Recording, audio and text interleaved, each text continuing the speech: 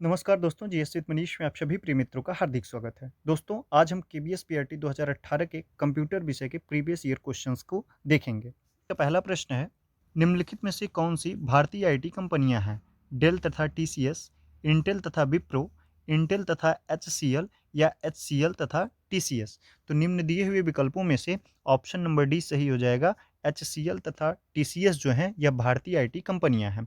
HCL मतलब Hindustan computers limited तथा TCS Tata consultancy service limited, ये जो है भारतीय आईटी कंपनियां हैं।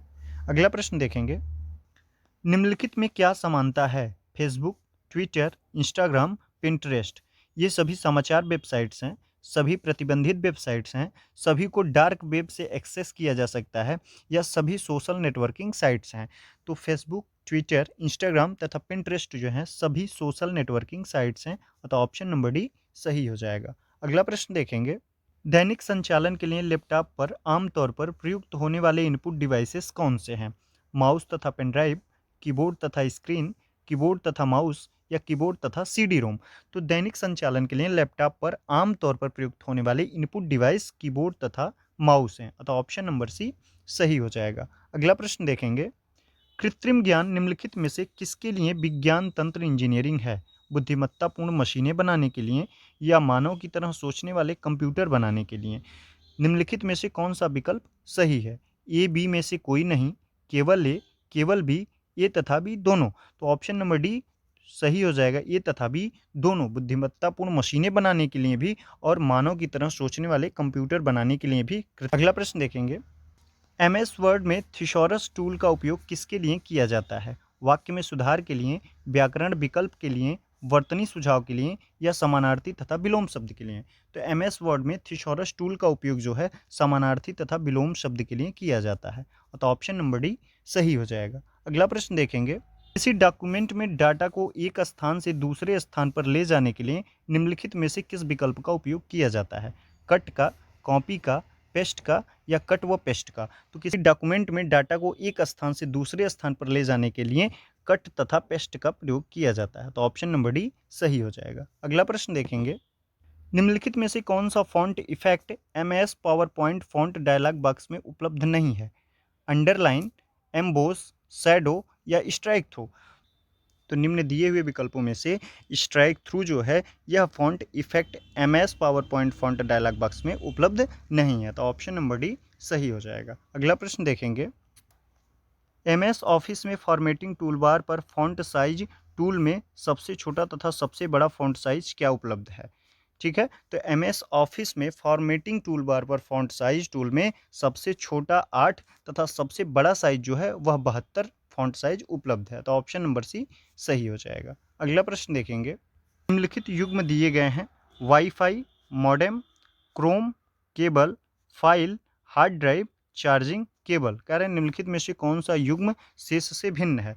तो वाईफाई मॉडेम से जुड़ा होता है, क्रोम जो होता है यह केबल से नहीं बल्कि यह एक वेब ब्राउज़र है।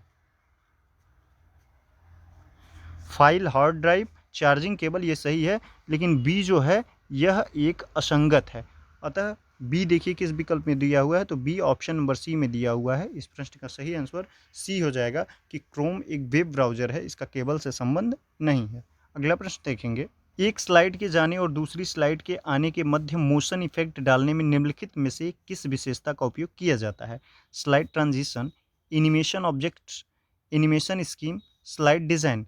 तो एक स्लाइड के जाने और दूसरी स्लाइड के आने के मध्य मोशन इफेक्ट डालने के लिए स्लाइड ट्रांजिशन का प्रयोग किया जाता था, ऑप्शन नंबर ए सही हो जाएगा। तो ये रहे हमारे 2018 केबीएस पीआरटी कंप्यूटर के 10 प्रश्न। ठीक है, आगे कुछ और प्रश्नों की प्रैक्टिस हम कर लेते हैं। डॉक्यूमेंट जिसमें गणितीय सूत्रों को लागू करने की सुविधा के साथ पंक्तियों और स्तंभों में व्यवस्थित डेटा और जानकारी शामिल होती है, क्या कहलाता है? Task master, account seat, math seat या स्प्रेडशीट? तो वह डॉक्यूमेंट जिसमें गणितीय सूत्रों को लागू करने की सुविधा के साथ पंक्तियों और स्तंभों में व्यवस्थित डेटा और जानकारी शामिल होती है वह स्प्रेडशीट कहलाता है, तो ऑप्शन नंबर डी सही हो जाएगा। अगला प्रश्न देखेंगे, निम्नलिखित में से कौन सा एक इस समूह से संबंधित नहीं है? मॉलवेयर, फिशिंग, समवेयर या स्पैम? तो निम्न दिए हुए विकल्पों में से डी जो है स्पैम, यह इन तीन से संबंधित नहीं है। स्पैम जो होता है यह एक अवांछित विज्ञापन से संबंधित होता है, तो ऑप्शन नंबर डी सही हो जाएगा। अगला प्रश्न देखेंगे, नेटवेयर एक कंप्यूटर नेटवर्क ऑपरेटिंग सिस्टम है जिसे किसके द्वारा विकसित किया गया है?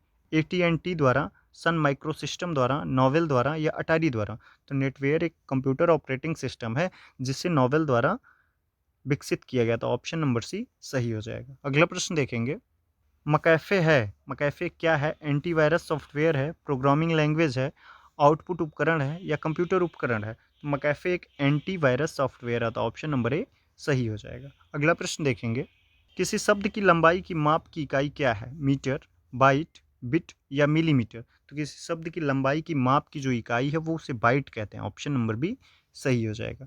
अगला प्रश्न देखेंगे, कंप्यूटर चिप का दूसरा नाम क्या है? माइक्रोचिप, मदरबोर्ड, CPU या माइक्रो प्रोसेसर? तो कंप्यूटर चिप का दूसरा नाम माइक्रोचिप है, ऑप्शन नंबर ए सही हो जाएगा।